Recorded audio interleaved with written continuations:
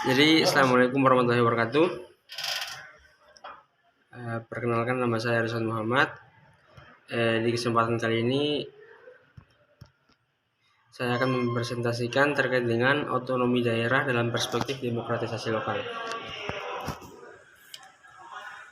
Konsep dan teori demokrasi. Demokrasi lahir dari bangsa Yunani kuno yang mengedepankan gaya pemerintahan berdasarkan suara rakyat. Kata demokrasi berasal dari dua suku kata, yaitu demos yang berarti rakyat dan kratein yang berarti memerintah. Sehingga dapat kita simpulkan bahwa demokrasi adalah rakyat memerintah atau pemerintahan yang seringkali dikatakan sebagai dari rakyat, oleh rakyat, dan untuk rakyat. Plato kemungkinan besar berpendapat bahwa demokrasi melahirkan pemimpin yang dipimpin dari rakyat, oleh rakyat, dan untuk rakyat merupakan suatu impian belaka. Dalam Kapitalisme, Sosialisme, dan Demokrasi, Schumpeter mengungkapkan kekurangan teori demokrasi klasik tersebut yang selalu menghubungkan antara kehendak rakyat, the will of the people, dan sumber serta bertujuan demi kebaikan bersama, the common good. Schumpeter kemudian mengusulkan teori lain mengenai demokrasi atau metode demokrasi, memaknai demokrasi dari sudut prosedur kelembagaan untuk mencapai keputusan politik yang di dalamnya setiap demokrasi memperoleh kekuasaan untuk membuat keputusan melalui perjuangan kompetitif dalam rangka memperoleh dukungan berupa suara rakyat. Demokrasi pada taraf metode tidak melibatkan unsur emosi lagi, akan tetapi lebih menekankan pada akal sehat. Konsep demokrasi telah mengalami perkembangan sejak definisi empirik Schumpeter dikemukakan. Perbedaan akademis seputar demokrasi melahirkan definisi konsep paling beragam dalam ranah akademis. Berbagai studi mengenai demokrasi dalam ilmu politik dan sosiologi cenderung untuk menilainya dari sudut pandang berbeda-beda. Demokrasi tidak memiliki tolak ukuran pasti dalam pengukurannya karena membutuhkan konsensus baik dalam lingkungan publik ataupun akademik sekalipun.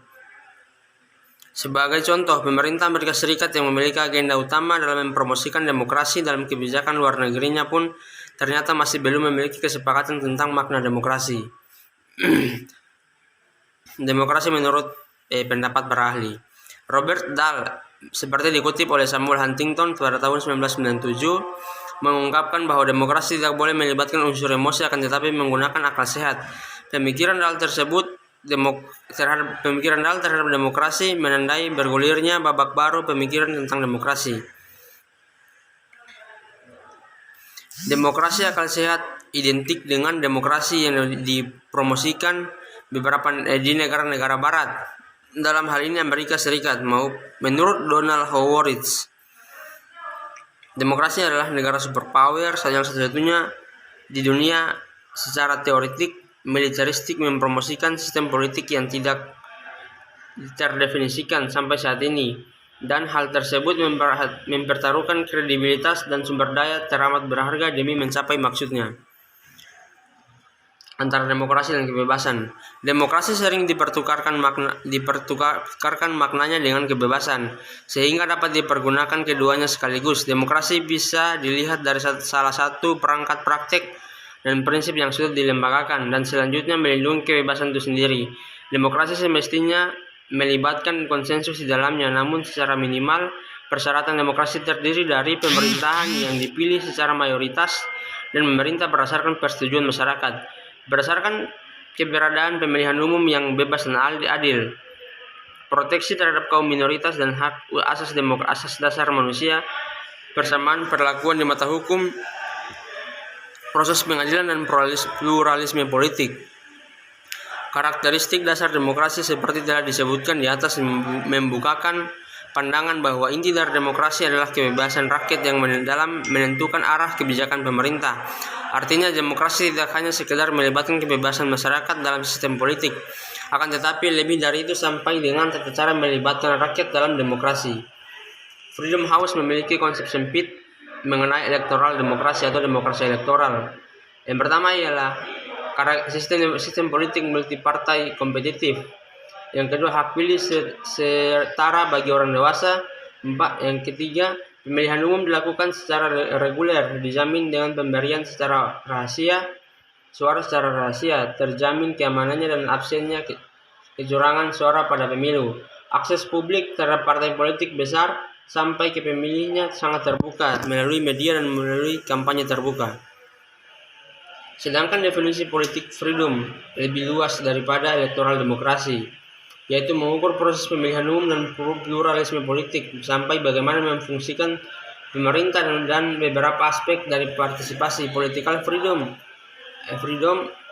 akan memberikan warna pada tingkat kesuksesan demokrasi di berbagai tempat, sehingga tidak ada demokrasi di satu negara pun dapat disamakan dengan negara lain. Demokrasi lokal.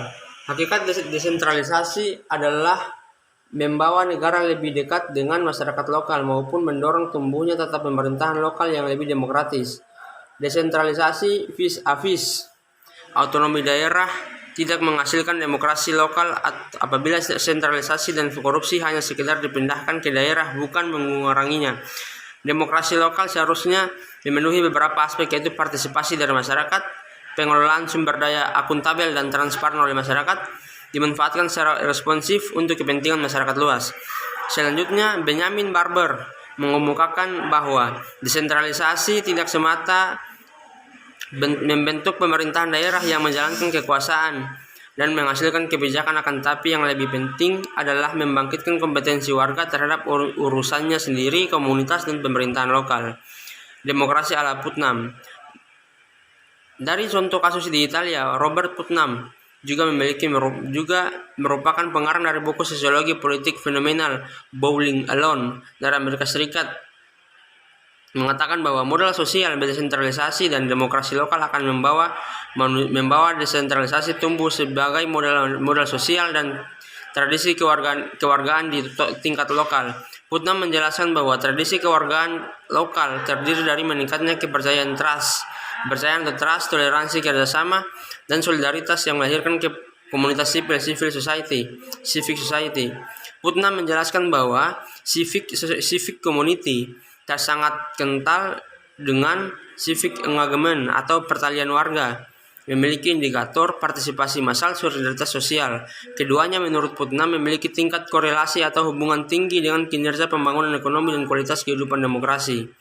Permasalahan demokratisasi lokal. Umur penegakan demokrasi di Indonesia tidaklah lebih dari 10 tahun sejak jatuhnya rezim diktator Orde Baru digantikan oleh rezim era reformasi dengan pasangan presiden dan wakil presiden pilihan rakyat langsung. Sebagai anak bangsa sewajarnya kita bersedih ketika demokrasi di Indonesia masih dianggap seperti anak ingusan. Namun kenyataan harus kita terima, perjalanan demokrasi Indonesia masih panjang. Dengan demikian, rasanya sangatlah tidak adil jika kesalahan serta merta ditimpakan pada satu pihak. Semisal rakyat bila terjadi mental breakdown dalam proses menuju demokrasi, toh kita semua sedang dalam tahap belajar berdemokrasi. Proses penegakan demokrasi di Indonesia ternyata membawa efek samping yang justru membahayakan kesatuan bangsa. Mengapa hal itu bisa terjadi? Menurut Jack Snyder, demokrasi yang dipaksakan pada suatu negara yang sebelumnya masih belum hijau berdemokrasi menekankan keberadaan lembaga-lembaga seperti disebutkan di atas akan berimbas negatif, seperti timbulnya kekerasan politik. Ted Robert Gore dalam Why Men Rebel menyebutkan bahwa kekerasan politik dapat disebabkan oleh ketidakpuasan rakyat akan saluran-saluran politik yang ada. Sejalan dengan pendapat Gore Huntington pada tahun 1968 yang berargumen bahwa kesenjangan antara keinginan dan kenyataan pada proses modernisasi berdampak pada ketidakstabilan politik. Alhasil demokrasi yang dipaksakan hanya akan mengembalikan pemerintahan yang tidak mau tahu apa yang diinginkan rakyatnya alias otoritarian. Apabila pemerintah tetap memaksakan kehendaknya, bukan mustahil akan lebih banyak lagi korban berjatuhan di kalangan rakyat akibat timbulnya kekerasan politik sebagai efek samping penegakan demokrasi. Demikian itu saja yang dapat saya sampaikan, kurang dan lebihnya saya mohon maaf. Assalamualaikum warahmatullahi wabarakatuh.